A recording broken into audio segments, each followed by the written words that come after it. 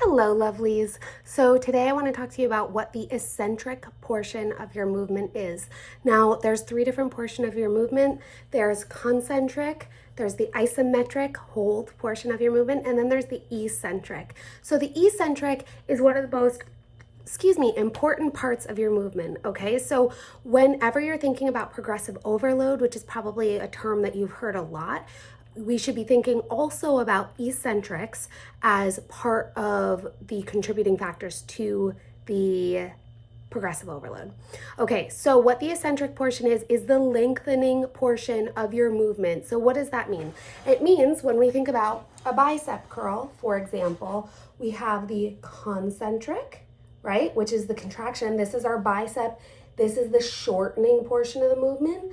The hold at the top is that isometric hold. And then the lengthening point is your eccentric. So when we're doing an exercise like a bicep curl, get my handy dandy dirty dumbbells, we're going to curl. And then what I want you to do is slow down this eccentric portion of the movement. Concentric, quick, hold, slow, eccentric. So why might we want to slow down the eccentric portion of our movements?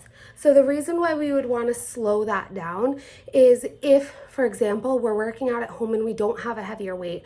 Say we know we can curl more than our 12-pound dumbbell, but I can do 2 more reps at the end of my set rep range.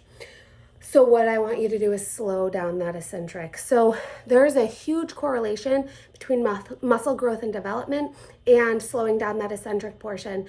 Now, how does that apply to other exercises? This one, I like to use the bicep as a more visible example, but when we're thinking about something like a squat, squats have eccentrics too. So let's think about what your hamstrings, right behind your legs, and your glutes are doing.